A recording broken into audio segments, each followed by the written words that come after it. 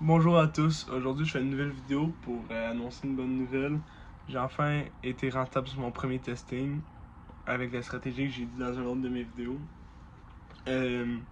Voilà, la première fois que j'ai été rentable. Ça a été durant une période de 3 jours. Puis voilà, là je suis rendu la première fois de ma vie à scaler un produit. Je vais maintenant augmenter le budget tous les jours. Puis essayer de suivre une stratégie. Puis c'est la première fois que ça m'arrive, donc si ça se trouve, je vais faire des erreurs. Puis sinon, c'est pas grave. Parce que si j'en fais, ben, je m'en fous, je vais apprendre. Puis je tiens à dire aussi que genre n'importe qui peut le faire. Moi, j'ai 15 ans. J'ai vraiment pas beaucoup de budget. Voilà, donc je fais juste. Même si t'as pas de budget ou t'es pas encore prêt à te lancer, tu peux encore apprendre pour commettre le moins d'erreurs possible puis avoir des résultats le plus pendant moins de temps puis éviter beaucoup d'erreurs. Puis moi j'ai pas mis une cent en formation. J'ai pour de vrai, j'ai tellement un budget limité là, que j'ai même les outils là, je me débrouille tellement genre j'ai jamais rien payé un seul abonnement pour lui de Shopify de 1$ par mois. Ce sont des noms de domaines, puis je trouve des hébergeurs qui ça coûte 1$ par mois aussi, de nom de domaine, par an je veux dire. Donc faut dire que c'est vraiment pas cher. Puis voilà, c'est sûr que tout ce qui me coûte le plus cher, c'est 99% de ce que j'utilise mon budget, mais c'est les publicités. Donc tu peux vraiment tout faire. Ta recherche produit, tu peux te débrouiller pour le faire sans budget. Tes créations d'images, tu peux le faire sans budget. Tes publicités, tu peux le faire sans budget. Si tu as de l'argent, tout va aller mieux. Si tu as du budget, tout va aller mieux, mais si t'en as pas et tu veux te lancer, voilà, il y a des solutions pour essayer de gratter un peu d'argent pour les débuts. Là maintenant, je commence à avoir des résultats. Je pense peut-être à. C'est sûr, je ne dépenserai rien pour personnel, je vais tout réinvestir. Donc voilà, maintenant, je commence à faire un peu d'argent.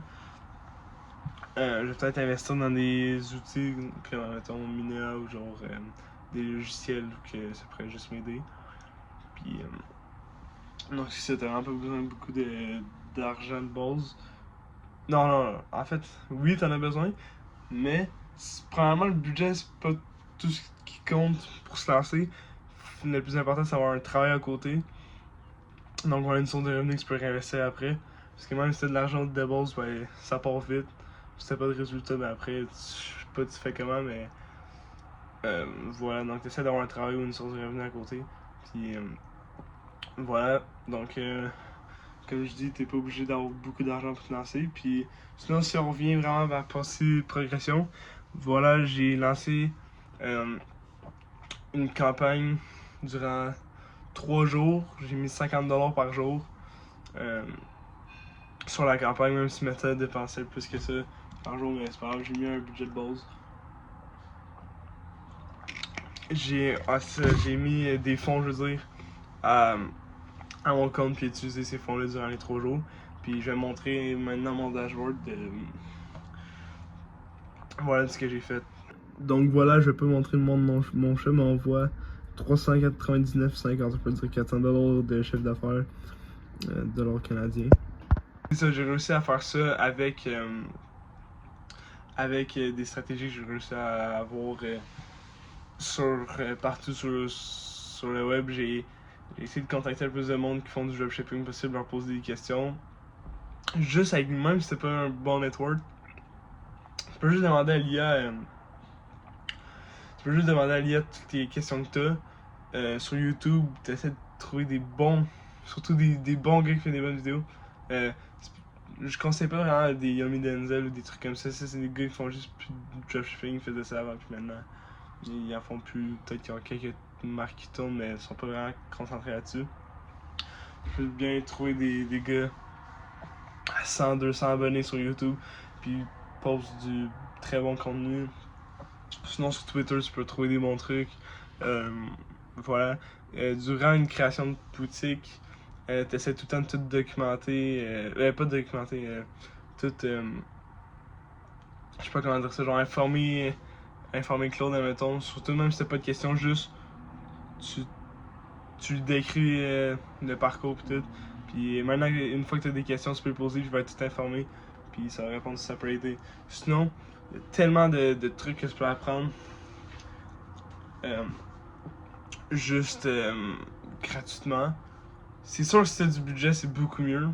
Puis voilà, c'est le meilleur investissement que tu peux faire à payer une formation ou un accompagnement. C'est sûr que c'est bon. Mais pour un gars comme moi de 15 ans, premièrement, j'ai le temps d'apprendre. Genre, ça presse pas. Je sais que ça presse pas vraiment. Genre, il y a du monde qui se lance à 25, 30 ans. Ou sinon, même plus vieux des fois. Puis, je sais 15 ans, puis j'aimerais atteindre mes objectifs le plus tôt possible. Mais en tout cas, ça, comme ça, j'ai une belle vie, puis j'ai tellement des gros objectifs, j'espère les atteindre. Puis je vais tout faire pour. Puis c'est ça. Là, je commence à avoir mes premiers résultats. C'est juste le début. J'ai généré mes premiers 400$. Là, je suis peut-être à 463 de chiffre d'affaires. Là, j'ai juste montré vraiment testing. Mais c'est ça. Là, je suis rendu à scaler mon produit. Puis voilà, si on parle un peu de scaling, là, j'ai lancé peut-être 10, 8, 9, 10 créatives. J'en ai été 4 qui ont été winners, m'ont permis de faire des ventes. J'ai tout cut ceux qui n'ont pas fait de vente. J'ai pris les 4 qui m'ont permis à faire de l'argent.